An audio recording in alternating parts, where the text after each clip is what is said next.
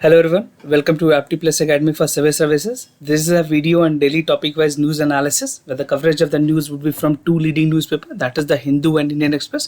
तो दोनों न्यूज़पेपर से जो इंपॉर्टेंट न्यूज़ है उसको समझेंगे, उसमें उसकी जो थीम है उसको समझेंगे, उस टॉपिक को समझेंगे ताकि आपका ज़्यादा बेनिफिट हो सके प्रीलिम्स और मेंस एग्जामिनेशन में. So let's get started. And those of you who are new to our channel, do not forget to subscribe Apti Plus Academy for Civil Services on YouTube and do not forget to hit a like button on this video. So coming to the list, so these are the topic that I'll be discussing with you. The first topic is PM Care Fund and the RTI. So this is related to the transparency of the PM Care Fund and the GST exemptions in the Central Police canteens. So they're demanding that there should be exemption in the canteen and undelineated borders between India, Nepal and China. And apart from this, we will have some MCQs question. So at the end of this video, we'll discuss the MCQs question और जो कल के सवाल है उसके answer भी मैं आपको आज बताऊंगा. So stay tuned for the answers. So coming to the first article, first topic, that is PM Care Fund and the RTI. So this you can find in the Hindu. आपको आज के हिंदू में ये एडिटोरियल ये topic मिल जाएगी जहाँ पे title है transparency during the crisis. So this is by Anjali Bharadwaj. She is basically associated with National Campaign for the People Right and Informations, right? So very good article, and talking about the relevance of this type of article would be helpful for your general studies paper 2, and at the same time this type of article is very much relevant for your general studies paper 4. तो ethics के जो paper हैं उसमें ये चीज़ें बहुत ही ज़्यादा important है, right? तो फर्स्ट थिंग फर्स्ट, इस पूरे बात की गई है थीम जिसको लेकर के, that is the implementation of the right to information act. जो आरटीआई एक्ट है उसकी जो इम्प्लीमेंटेशन है उस पर सवाल खड़े किए गए हैं. और बेसिकली जो आरटीआई की जो एप्लीकेशंस थी regarding the PM care fund, that has been delayed because जो भी इंफॉर्मेशन मांगी गई है पीएम केयर फंड को लेकर के वहाँ पे आरटीआई की जो रिस्पॉन्ड है that is being delayed and proper channelise उसको नहीं किया जा रहा है, right? So the issues is regarding the delay of the information. और अगर पीएम केयर्स फंड्स की बात करें तो जो ट्रस्ट डीड है फंड है that is being chaired by prime minister of India and who is not available for the public scrutiny. As you know, India is a democratic country and any position in the country is somewhere somehow linked to the publicist offices, right? तो public offices जो भी है वो RTI के दायरे में आती है, बट कुछ चीज़ों को exempted रखा गया है. इस केस में PM केयर फंड को रखा गया. So this is a serious concern which has been raised from the expert. और रिपोर्ट्स ऐसी कहती हैं कि बेसिकली ओवर $1 बिलियन के आसपास इसमें जो कॉर्पस है वो जनरेट हुई है, लोगों ने डोनेट किया है, बट जो कंट्रीब्यूटर्स के जो नाम हैं वो सारी चीज़ों को डिस्क्लोज नहीं किया गया है. ऐसा क्यों किया गया है? This has been again reason for doubt that what is the intention behind this fund. और पहले एक PIL भी फाइल की गई थी सुप्रीम कोर्ट में. We have discuss this topic. So they demand कि जो PM केयर फंड है, बेसिकली जो PM केयर फंड है, PM केयर फंड के जो पैसे हैं that should be given to NDRF, जो नेशनल डिजास्टर रिलीज फंड है, उसमें ये सारी चीज़ों को डालनी चाहिए, ना कि PM केयर फंड के अंदर चीज़ें रहेंगी. तो already supreme court has to take cognizance of it. अभी कुछ सुप्रीम कोर्ट के जजमेंट्स आएंगे उस पर. Let's see what supreme court decide. Now talking about the historical background of the RTI, जो हमारा राइट टू इन्फॉर्मेशन एक्ट है, उसके बारे में थोड़ा एक हिस्टोरिकल पर्सपेक्टिव देख लेते हैं. बेसिकली जो आर्टिकल 19(1) ऑफ द कॉन्स्टिट्यूशन है उसमें ये सारी चीज़ें एनविसाज्ड है कि भाई राइट टू जो इन्फॉर्मेशन है that should be a fundamental right. So this is an FR, right? तो प्रीलिम्स के लिए या और किसी एग्जामिनेशन के लिए इंपॉर्टेंट है. नाउ इन 1976 हुआ क्या था? Raj Narain versus the state of Uttar Pradesh एक केस थी जहाँ पे सुप्रीम कोर्ट ने रूल किया था कि जो राइट टू इन्फॉर्मेशन एक्ट है would be treated as the fundamental right under article 19. So this ruling is very very very important. तो अगर आप मेंस में लिख रहे हैं तो ये चीज़ें ज़रूर कोट करें. This will add extra marks to your answers, right? Now supreme court has held that the Indian democracy, जो हमारी भारतीय संविधान है, उसमें जो भारतीय लोकतंत्र है, people are the masters and they have the right to know about the working of the government. So this is why the argument is कि प्राइम मिनिस्टर के जो ऑफिस है, if he is chairing the PM fund, तो why this thing is not there in the public domain? क्यों इतनी secrecy maintain की जा रही है? The intention is not looking good. The prima facie of the intention is does not look good, right? Now बात करें जो government have enacted the right to information act in 2005. So first right of information act come into inception in 2005 itself, and this provide the machinery to exercise the fundamental right. उसके बाद से ये मौलिक अधिकार बन गया। एक basically this is backed by the constitution कि this is the fundamental right which each government office has to provide the information seeked by the citizen of this country, right. So this is the fundamental right. ना बात करेंगे information permitted through RTI. कुछ informations, कौन कौन से ऐसे informations हैं जो परमिटेड हैं और कौन कौन से ऐसे इन्फॉर्मेशंस हैं जो परमिटेड नहीं है आरटीआई के अंदर। तो citizen can seek the information about the government authorities, जो भी गवर्नमेंट अथॉरिटीज़ है, जितने भी गवर्नमेंट के ऑफिसेज हैं, जितने भी फंक्शनिंग है उसके बारे में। And government can disclose this to the parliament as well. कुछ चीज़ों को यहाँ से एग्जेम्प्ट किया गया है। सो दीज आर लाइक ऐसी कोई भी चीज़ जो हमारी सोवरनिटी को खतरा पहुँचा सकती है, इंटीग्रिटी को खतरा पहुँचा सकती है, वो सारी चीज़ें परव्यू ऑफ आरटीआई से एग्जेम्प्टेड है। Basically atomic energy, nuclear energy, जो सिक्योरिटी की चीज़ें होती हैं, उन सारी चीज़ों को गवर्नमेंट डिस्क्लोज नहीं करती है, right. Now the information related to internal security, जैसे मैंने आपको बताया, related to the foreign countries, IPR, cabinet discussion, these things are exempted from the RTI. So these are the specific things which are exempted. तो अगर आपसे prelims में 2 statement सवाल पूछे गए और ये सारा एग्जाम्पल दिया जाए तो आप आराम से एलिमिनेट करके आंसर निकाल सकते हैं। Now coming to the objective of the RTI, क्या ऑब्जेक्टिव है RTI की, क्या मुद्दा था, क्या ऐसे मेन रीजंस थे जो कि RTI लाए गए। तो first was to empower the people, empower the citizen to questions the government कि how you are functioning, what the way the government is taking the action, what is the intention behind any of the decision of the government, to empower the citizen, right।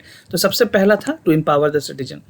Now the second is to act to promote the transparency and accountability in the working of the government. See, before 2005 there were not much transparency which was there in the government organization. तो कुछ भी information चाहिए होती थी, पहले information लोग सोचते ही नहीं थे कि हमें कुछ information भी मिलेगी, right। So government has taken a positive note कि भाई एक ज़रूरी है, जब सुप्रीम कोर्ट की रूलिंग आई तब फिर सारी चीज़ों को, सारे डिपार्टमेंट के पास अकाउंटेबिलिटी प्रमोट करने के लिए, ट्रांसपेरेंसी लाने के लिए आरटीआई को सारे गवर्नमेंट सेक्टर, स्टेट गवर्नमेंट में भी इम्प्लीमेंट किया गया। Now the act help in containing the corruption and the government work for the people and the better way. सो इस तरह से जो आरटीआई जब से चीज़ें आई हैं, राइट टू इन्फॉर्मेशन एक्ट जब से आया, तो कहीं ना कहीं करप्शन का जो लेवल है, जो सारी चीज़ें जो प्रॉपर चैनलाइज करने की है, वो कम हुई है, right. And things are working in a better manner. अभी भी आप किसी भी डिपार्टमेंट से अगर किसी चीज़ के बारे में संबंधित चाहें तो अब आरटीआई की एप्लीकेशन 20 रुपीज़ की होती है। I think this is 20 rupees I guess. So आप 20 रुपीज़ में अपना एप्लीकेशन नॉमिनल फ़ी दे करके किसी भी डिपार्टमेंट से रिलेटेड आप इंफॉर्मेशन ले सकते हैं, right. Now the act envisages building the better informed citizen and who would be necessary to keep the visual about the functioning of the government.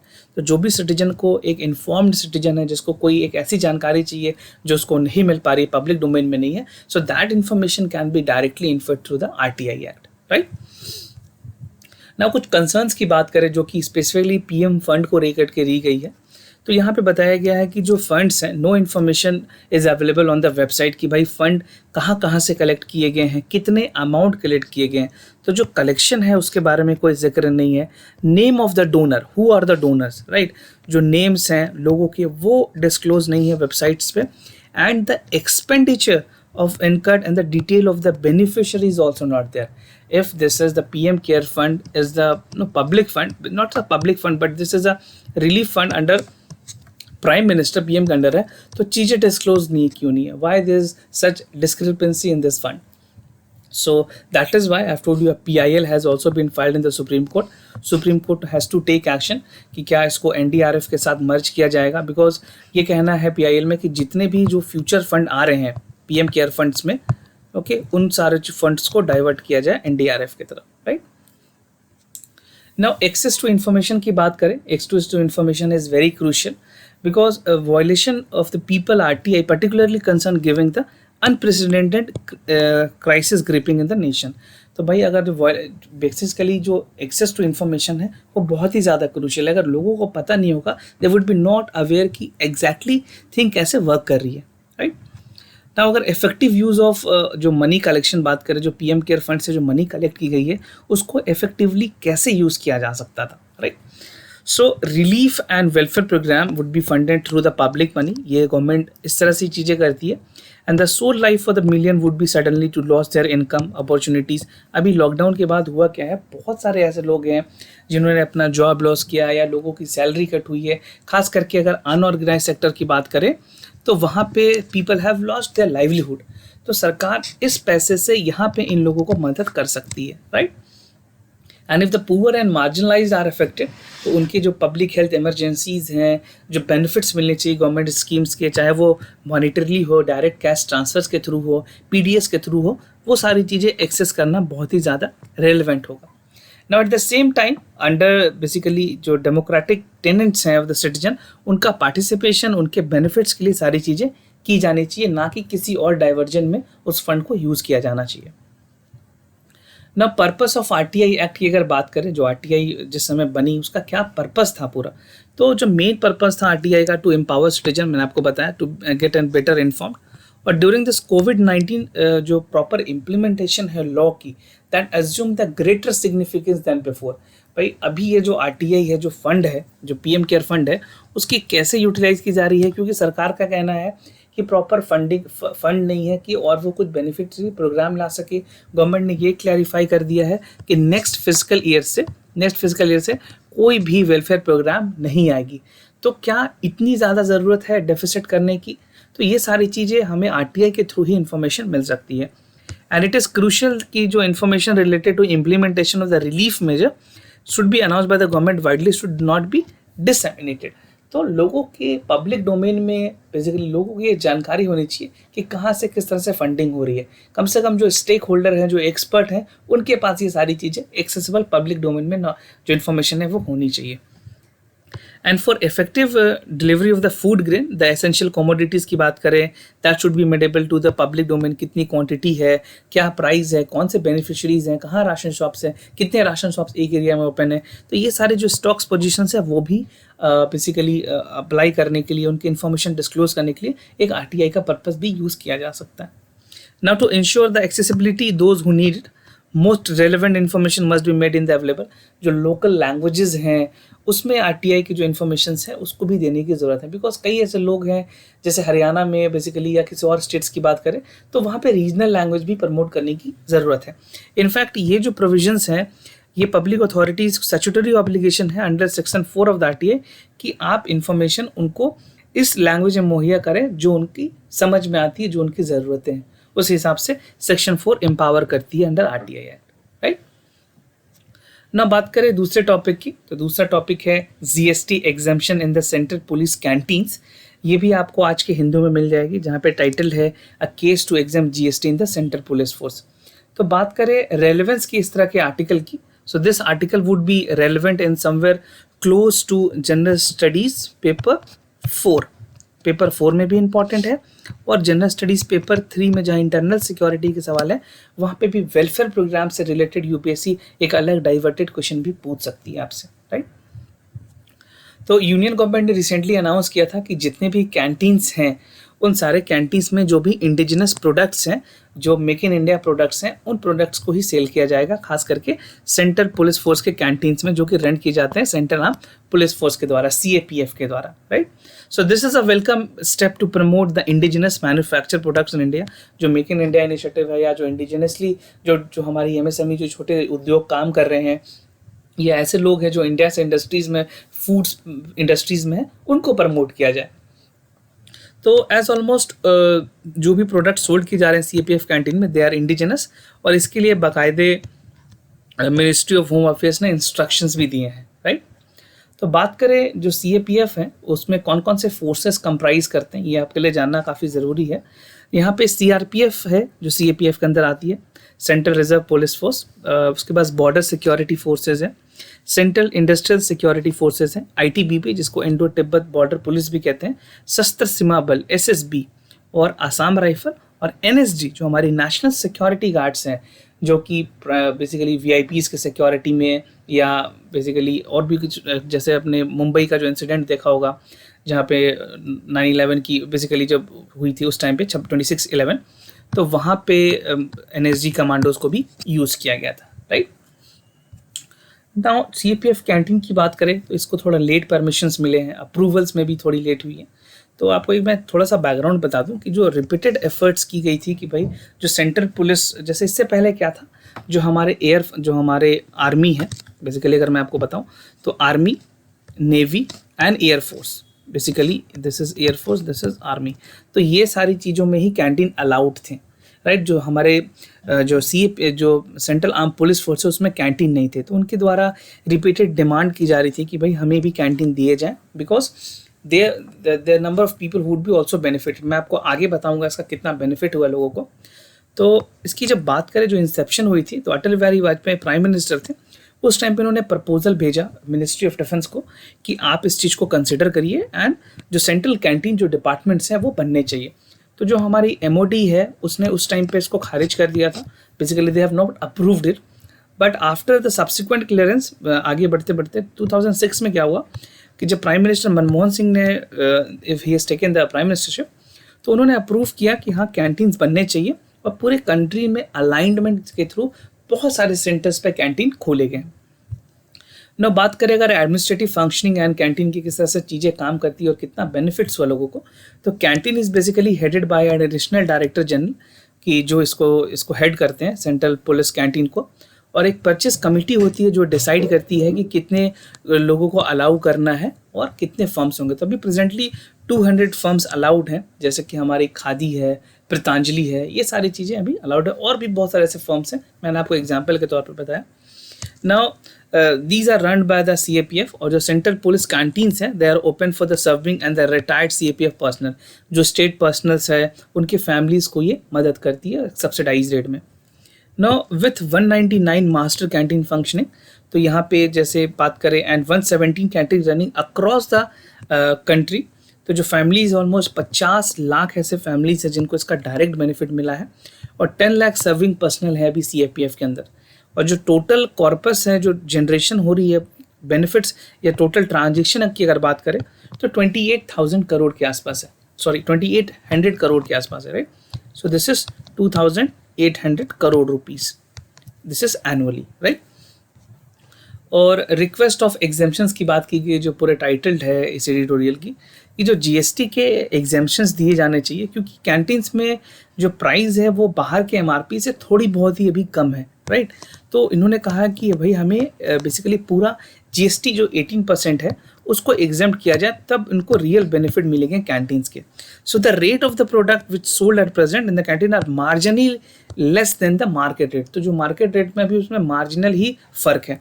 और अगर एग्जाम्पशन कर दिया जाए, सो this will reduce the cost of marketing and the product more easily affordable होगी, एक ल्यूरिकेटिव होगी, जहाँ पे गवर्नमेंट जो पे सीरियस अटेंशन है इसमें, यहाँ पे गवर्नमेंट को सीरियसली इस चीज़ को ध्यान देने की ज़रूरत है कि क्या ये 18% अगर हम एग्जाम्प्ट कर दें, इस चीज़ को हटा दें, तो ज़्यादा से ज़्यादा जो हमारे मिलिट्री पर्सनल के जो फैमिलीज़ हैं उनको बेनिफिट हो पाएगा, राइट। ना बढ़ते हैं अपने दूसरे टॉपिक की तरफ, that is undelined borders India, Nepal and China. सो यहाँ पे बात की गई है जिस तरह से अभी टशल चल रही है बिटवीन इंडिया एंड नेपाल, ये लीपू लेक और काला पानी को लेकर के, and India and China tension, इसमें एक ट्रायंगुलर टेंशन बन चुका है ये, जहाँ पे एक तरफ चाइना, एक तरफ इंडिया और एक तरफ नेपाल है, राइट।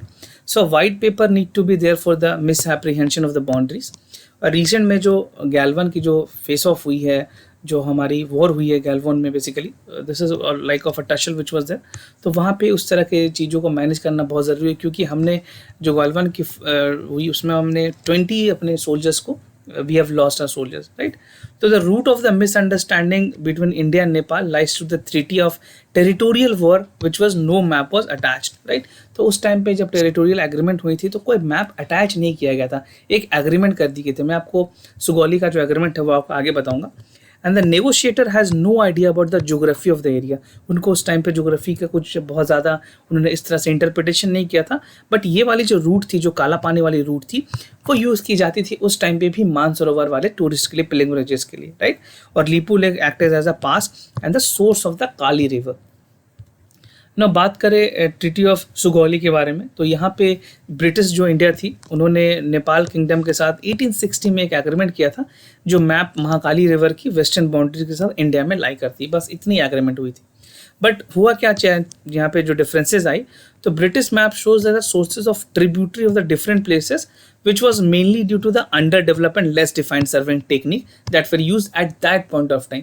उस समय पे चीज़ें इतनी एडवांस नहीं थी, बट आज जब डिमार्केशन की बात आ रही है तब प्रॉब्लम अराइज हो रही है. Now the discrepancy of locating the sources of the river led to the boundary dispute कि भाई सोर्स कहाँ है रिवर का, कहाँ से लोकेट करें, कहाँ से डेफिनिशिएट करें. और इसी चीज़ को लेकर के इंडिया एंड नेपाल के बीच में कंटिन्यूसली एक टेंशन बरकरार है. और नेपाल ने अभी नया मैप भी पास कर दिया अपने पार्लियामेंट में, वो अमेंडमेंट करके. तो देखना होगा इंडिया उस चीज़ को कैसे हैंडल करती है. And India has to handle this matter very carefully, because Nepal, being our immediate neighbor, is not very happy with the apprehension India is making, and the vacuum of India in Nepal is being taken care by the China. तो China और कोई अपनी वहाँ पैठ ना जमा सके, इसलिए हमें नेपाल से बहुत ही सावधानीपूर्वक बर्ताव करने की ज़रूरत है. नाउ एग्री ट्राई जंक्शन की अगर बात करें तो 1954 में एक ट्रेड एग्रीमेंट हुई थी, जहाँ पे इंडिया चाइना ने मेंशन किया था कि जो लीपू लेक है would be the passes that could be used for the trade and pilgrimages traffic के लिए. तो दिस इज द एग्रीड. और पुलिस चेक पोस्ट भी बनाए गए थे इंडिया की तरफ से एट कालापानी 1956, राइट. नाउ एक इंटरनेशनल लॉ की अगर बात करें, कुछ इंटरनेशनल लॉज भी इसमें समझाए गए हैं. तो principle of international law support British and Indian claims जो है वो उसको लेकर के. And border establish through the political जो हमारे एग्रीमेंट्स हैं, जो डिलिमिटेशंस हैं, उन सारी चीज़ों को एक वर्बल डिस्क्रिप्शन दी थी इस इंटरनेशनल एग्रीमेंट के थ्रू. तो जहाँ पे demarcation of setting of boundaries की गई थी. तो इक्वली ये बहुत ज़्यादा इंपॉर्टेंट हो जाता है कि एक वाइट पेपर हो अस्काई चीन पे, क्योंकि चाइना का कहना है कि ये सारी चीज़ें जो अस्काई चीन वाले रीजन है वो कम्प्लीटली डोमिनेटेड बाय चाइना, और चाइना उसमें इंडिया के जो क्लेम है उसको ज़रा सा भी basically he do not permit them. Now, civilization of the state should be rely on the power of persuasion and settlement the misapprehension. जो भी misapprehension है, इंटरनेशनल लॉज एंड ट्रीटीज़ है, उसके क्लॉजेस को फॉलो करके एक प्रॉपर रेगुलेशन बनाने की ज़रूरत है, जहाँ पे फ्यूचर में इस तरह के कोई टेंशन ना हो पाए, राइट. ना आगे बढ़ेंगे अपने बेसिकली इनिशिएटिव की तरह. मैं आपको बता दूं कि we have started a daily answer writing challenge. This is a dedicated channel और टेलीग्राम, जहां पे सिर्फ आप हर दिन क्वेश्चंस आपको सुबह मिलेंगे और आपको आंसर लिख के भेजना है शाम के 6 बजे तक. तो जो भी आप आंसर भेजेंगे उसके आपकी फीडबैक उसको दी जाएगी उस आंसर की. और वीडियो के डिस्क्रिप्शन में आप इस लिंक को फाइंड कर सकते हैं, जहाँ पे डायरेक्टली इस चैनल पर रीडायरेक्ट कर पाएंगे. Now coming to the MCQs answer, कल के जो सवाल थे उसके आंसर मैं आपको बता दूं. तो जो पहला क्वेश्चन था that is related to the article 22. तो जो स्टेटमेंट 1 है वो करेक्ट है, that no person who is arrested shall be detained in the custody without being informed as soon as he may be on the ground of such arrest and shall be detained to consult the deferred by the legal practice of your choice. Second statement incorrect है कि every person who is arrested shall be detained in the custody and shall be pronounced at the nearest court within the period of 24 hour. वहाँ पे जो our थी वो 48 hour थी, but the correct is 24 hour के अंदर उनको present करना पड़ता है. तो जो करेक्ट आंसर है वो है ये. आप एक्सप्लेनेशन जरूर पढ़ लें, right. So this will help you to get a clarity. Now the second question, यहाँ पे जो आंसर है दैट इज सी. तो यहाँ पे जो स्टेटमेंट वुड डिस्पैच को लेकर के थी, तो पहला स्टेटमेंट और दूसरा स्टेटमेंट दोनों करेक्ट हैं. Wood dispatch on education laid down great stress on the need for the female education, and the second statement is also correct that the Krishna missionaries were the first to set up on Calcutta Female Juvenile Society in 1819, and the Bethune School was founded by J.E.D. Bethune, President of the Council of Education of Calcutta in 1849. He was the first food powerful movement for the women education that arose in 1840 and 1850, right. So these are some of the important explanation of this question. Now moving to the today's MCQs question, आज के जो सवाल है that is from the static portion of geography. So you have to tell me कि which among the following statement is correct. Andaman and Nicobar are separated by 8-degree channel. So is this statement correct? And Barren Island is the only active volcano situated in the Nicobar. Most important question. अगर आप NCERT अगर आपने पढ़ा है तो ये question आपके लिए बहुत ही ज़्यादा ईजी हो जाएगा, बहुत आराम से आप इसके आंसर दे पाएंगे. तो मैं जानना चाहूँगा कि आप में से किन लोगों ने सही से NCERT पढ़ा है ताकि आप इसका आंसर दे पाएँ. तो वीडियो को कमेंट सेक्शन में ज़्यादा से ज़्यादा आंसर करके बताएं, so that I come to know how many of know the correct answer. Now the second question that is from economy और the current affair, आप इसको करंट में भी काउंट कर सकते हैं. जो NRI बॉन्ड है उससे कौन कौन से स्टेटमेंट करेक्ट हैं. So the bond attract capital during the domestic asset and fall and attract the interest of the foreign investor, and it help in increasing the demand of the rupee and stabilize the value against the dollar. So इनमें से कौन कौन से statement correct हैं. A, B, सी या फिर D. Economy के जिस तरह के जो सवाल होते हैं उसमें आप अपना थोड़ा ब्रेन यूज़ करें, चीज़ों को इंटरप्रेट करें, then come to a conclusion. आप एलिमिनेट भी कर सकते हैं, तो इसके आंसर हमें कमेंट सेक्शन में ज़रूर लिख करके बताएं। और मैं ये बता दूं कि हमने बेसिकली टेस्ट सीरीज लॉन्च किया हुआ है, जहाँ पे 25 टेस्ट आपको मिलेंगे, 13 फुल लेंथ के टेस्ट हैं और 12 करेंट अफेयर के टेस्ट हैं। तो इसको आप ले सकते हैं। जो 4 अक्टूबर को एग्जाम शेड्यूल है उसके लिए प्रैक्टिस बहुत ज़रूरी है। So this basically mock test series will help you to build more confidence and practice more and more question, right? So do not forget to like this video, subscribe our Aptplus Academy for civil services. If you have any other concern, do let us know. We'll be more than happy to assist you. For time being, I'm signing off. Wish you all the best. Stay home, stay safe. Thank you so much.